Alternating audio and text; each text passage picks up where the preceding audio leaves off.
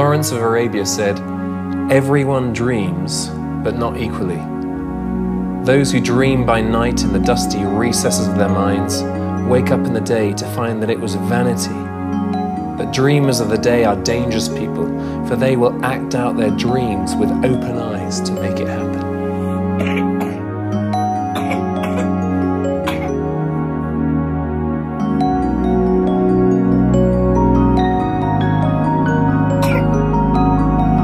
You and I, we're dreamers. We dream big dreams, little dreams, weird and wacky dreams, scary dreams. But when you wake up, what happens to your dream? Are you just a nighttime dreamer, imaginative only in the unconscious moments of your life? Or are you a dreamer of the day, awake, eyes wide open, ready to make those visions and dreams a reality? So here's my best buddy, Freddie. And he is a dreamer of the day. He's a dangerous person because he is making his dream become a reality here. He goes a couple of years ago to the Muslim governor representing Youth for Christ. And in a country where land's at a premium, where people are killing over land, he says to this guy, "God's given me a dream and I need some land." And this Muslim governor, in a regime which is notoriously corrupt, offers him this massive piece of land without any bribe whatsoever.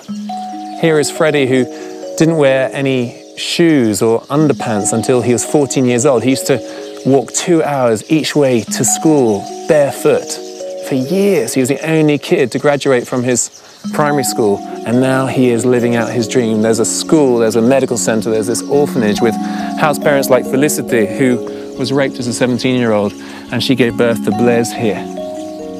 And then this side, you've got Kelsey and Leslie, who are sisters, born to a prostitute who died of AIDS. And Kelsey's absolutely fine, whereas sadly Leslie is HIV positive and she doesn't know it. And then you've got Theo, who was abandoned, and when Freddie found him, a granny was just feeding him all she could afford, 1 bottle of banana beer a week. These are grim stories. And yet these kids now have hope. Yes, the world's a messy place. I mean, look around you where you are. But it doesn't have to stay that way. And our world is linked to the strength of our convictions and the size of our dreams. God's made you and wired you the way you are. He's prepared wild, outrageous, audacious things for you to do with your life. And you don't have to go to darkest Africa or to some far-flung corner of the planet to make this happen. Wherever you are, ask God to bring you dreams, to give you eyes to see beyond. Nehemiah risked his own life by boldly petitioning the emperor of Persia to allow him to leave his cupbearer duties and pursue his God-given dreams to rebuild the decimated walls of Jerusalem. And Nehemiah wasn't some grand architect or master builder, but he allowed his vision to see beyond the things that weren't, and to see how things could be. He knew that the task before him was great, but even greater was the Lord Almighty, who would go with him every step of the way. And as Jesus said, for man this is impossible, but not for God. For God, all things are possible. And you and I, we follow the God of the impossible.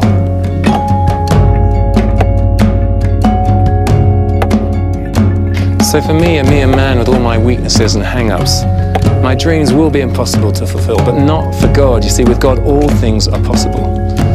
And so we need a realistic vision of who we are, but also a real vision of who the Lord is. And so if we're going to fulfill our God-given dreams, if we're going to act them out and really change the world, then we can't afford to ask for little, to settle for less than the best, or to aim low. Dreams bring life, meaning, purpose. Without dreams, the soul shrivels. As Langston Hughes said, hold fast your dreams, for if dreams die, life is a broken-winged bird that cannot fly. So think about it. Ask God. Crystallize the vision. We need to know what we're aiming at, and we need to be alert to seizing the opportunities as they present themselves. If we aim at nothing, we're sure to hit it. If we aim at everything, we're sure to miss most of it. So we want to be proactive and not allow circumstances to dictate the course of our lives. Okay, tugend, twese. Mwenura, turikumwe. Ego. Rabakezia, numufaso ni mwiza. Okay, mwese mugiye kw'ishuri. Sawa. Bye. Genda. Okay. I dream that one day those little people are going to grow up to be this nation's shakers and shapers, getting out there into the big, wide world of politics, media, education, arts, business, whatever. And I'd love to be around to see that dream come to fruition, but whether I am or not, I believe that it will come to pass. And you know, Martin Luther King, he died in the pursuit of his dream.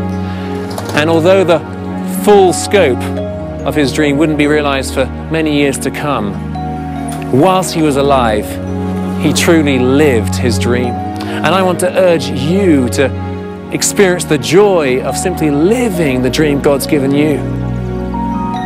And whether you're young or, more importantly, plain young at heart, please choose to be part of a new generation of passionate idealists, those who've got more dreams than memories, those who look forward more than look back, those who get up in the morning and don't just think the world should be a better place, but decide to make it so. So wake up. Choose to be a dangerous dreamer of the day.